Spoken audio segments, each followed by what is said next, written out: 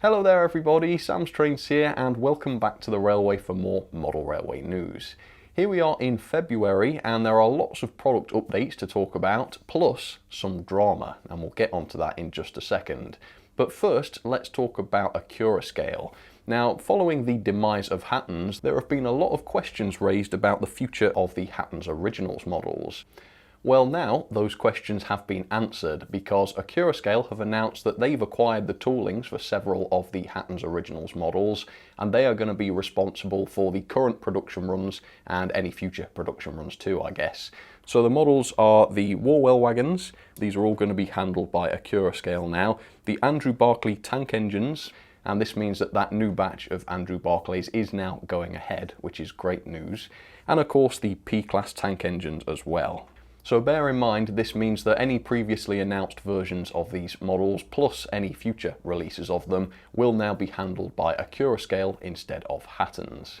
And any pre-orders placed with Hatton's have now been passed on to Accurascale. So as long as you were happy for that to happen, you actually did not have to do anything. Any pre-orders you placed with Hatton's will still be honoured by Accurascale. The downside though is the price. The price of the Hatton's Andrew Barclay and P-class was to be £85. Now that they're at Accurascale, the price has been increased to £99.95, which is actually more like the original price for these models when they were first released a few years ago. And Accurascale have blamed this on rising costs. So this is a pity. It's a shame we're not going to be getting that extreme bargain now at £85. But I don't think it's really that bad. It's still a good value model, well, both of them, the P-class and the Andrew Barclay. And when you consider how much inflation has taken place since their original launch, seeing no increase in price over that time is actually a really good thing. So that's good to see. Really glad to see that these models have a future now. As for the remaining Genesis coaches, these are now being handled by Rails of Sheffield, and pretty much the same thing has happened here in terms of pre-orders. So if you had Genesis coaches pre-ordered with Hatton's and they're from a batch that's still going ahead, those pre-orders have now been transferred to Rails of Sheffield. I understand that Rails will not own the toolings for the Genesis coaches though. As far as I can tell, they're just handling delivery of what's already been announced, so bear that in mind. Accurascale also made another interesting announcement recently too, and that is a lifetime warranty for all of their models, past, present and future. So according to this, if there are any defects with an Accurascale model that wasn't your fault, Accurascale will fix it for you regardless of how long it's been. And they even said they'd pay the shipping costs for you as well, which is a pretty good deal. The terms say though that warranty does not apply to damage caused by normal wear and tear. So if we take that at face value, I guess that means if you use a model and it wears out and breaks down, then it won't be covered under the warranty. Which is fair enough, but I guess it makes the claim, "we will stand over them for life," a little bit misleading if you are planning to actually run the models. Still, it is good to see actual defects covered for life. That's a good thing. And those of you complaining of dodgy motors in your Class 37s, this should be a way forward for you. I guess that will be covered by the warranty. Accurascale also revealed these decorated samples of their O-gauge Rustons. And there's only one word to describe these: incredible. The variety here is amazing, particularly given the lack of variety for the Ruston in O scale by Hornby, and I think only one of those is out. Here we've got a huge selection of different liveries all presented for us to see. Each of them very different from the others as well. So just to name a few, there's the BR Blue, which looks extremely smart, as it always does. The BR Green, which I also like very much. There's the Bowaters Industrial Pale Green. That's a really odd livery, but a nice contrast with the rest. There's the NCB Blue with these interesting buffers, and quite a few of these Rustons have those. There's the Eastern Gasboard Dark Red too, which is also very smart. So very exciting indeed, and these are really models to look forward to. Still a bit of a wait on these. Apparently they're not due to be delivered until Q1 of 2025, so just over a year, but it's great to see that solid progress is being made on these. Can't wait for that one. Up next, Bachmann have made their latest announcements for spring 2024. The good news is that they've actually announced a new locomotive in O scale this time. The bad news is that locomotive has already been announced by Accurascale. So it is indeed an all-new Class 30 and Class 31. And as disappointing as this is, it does sound as though Bachmann was actually working on this model before Accurascale announced theirs. But the problem is Bachmann have announced this 2 years after Accurascale did, which makes this a little bit pointless for Bachmann. Many people have already pre-ordered the Accurascale version, and looking at the comments, a lot of them seem pretty happy to keep it that way. So the features for this new model include 5-pole motors, dual sugar cube speakers, a complete lighting package including dual tail lights and also engine room lights. They've got tinted glazing on the driver's side, working fans, which is an awesome looking feature, and an even better new feature, an auto-release coupling system which is DCC controlled. Now we can see this in action here on Hornby Mag's video.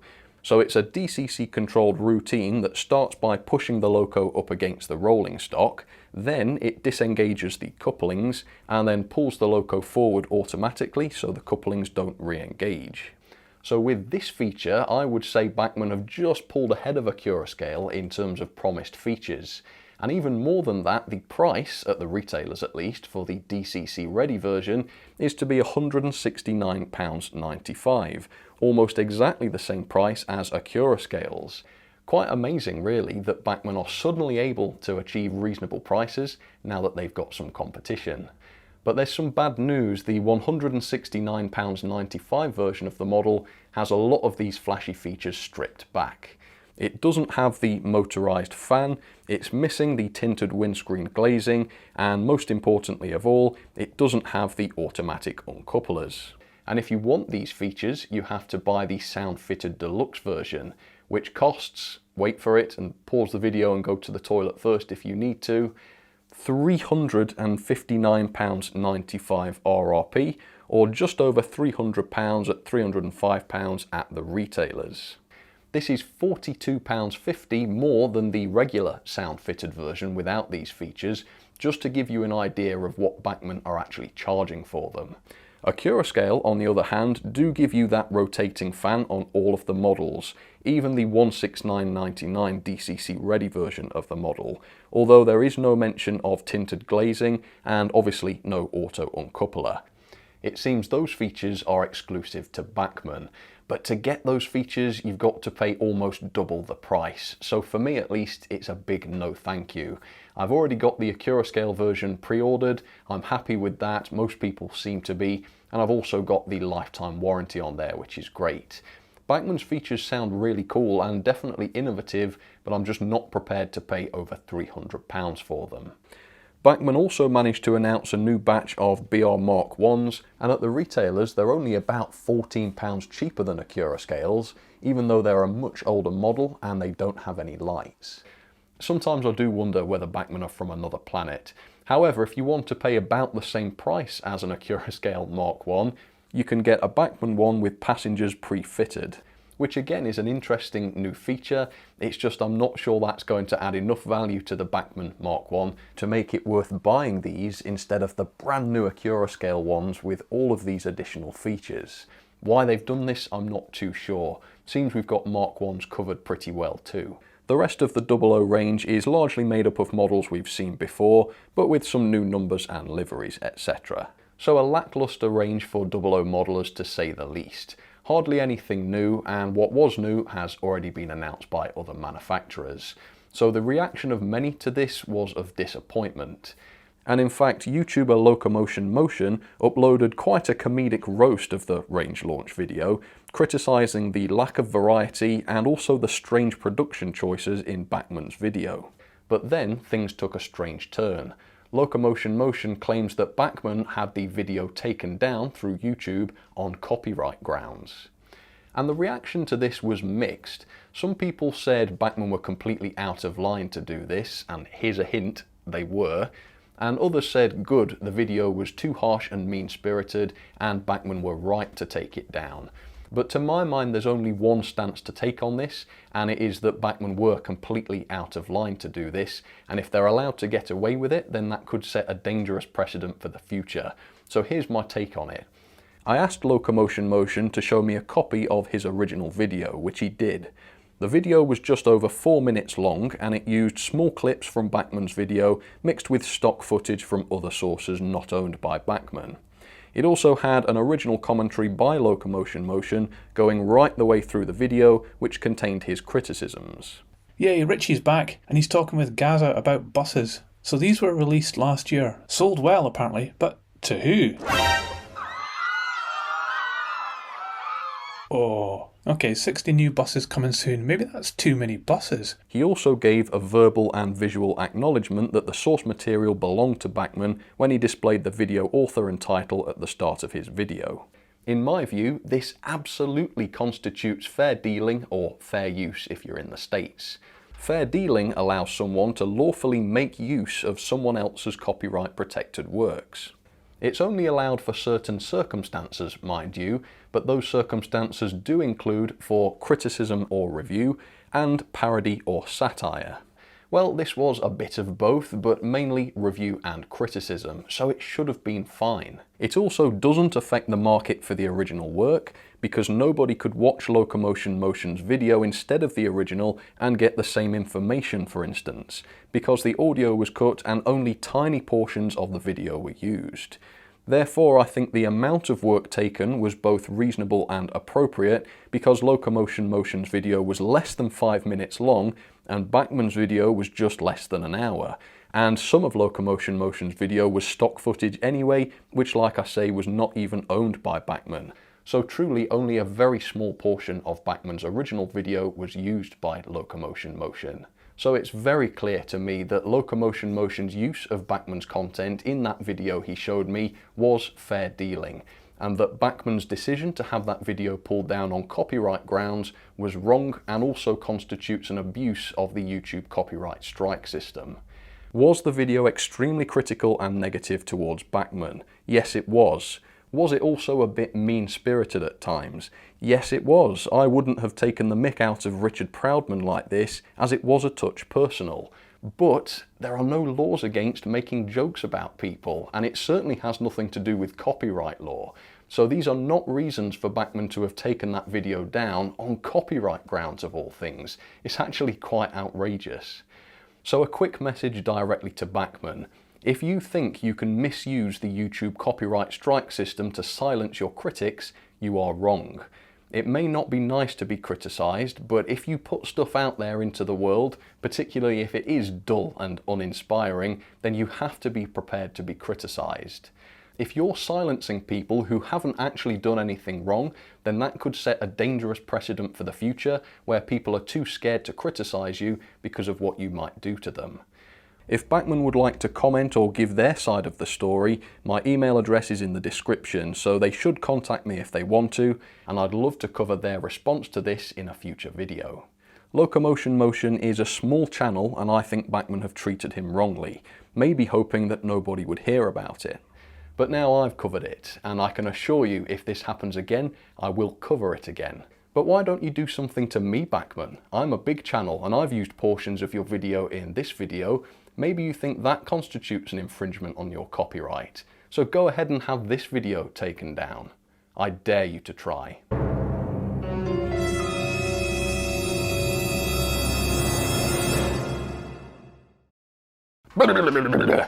Right, moving on. Rapido, some exciting announcements from them. They've actually announced even more wagons, this time from the Great Western. They've announced the Great Western Diagram 018 5-plank open wagons, and also these iron-bodied N19 wagons as well.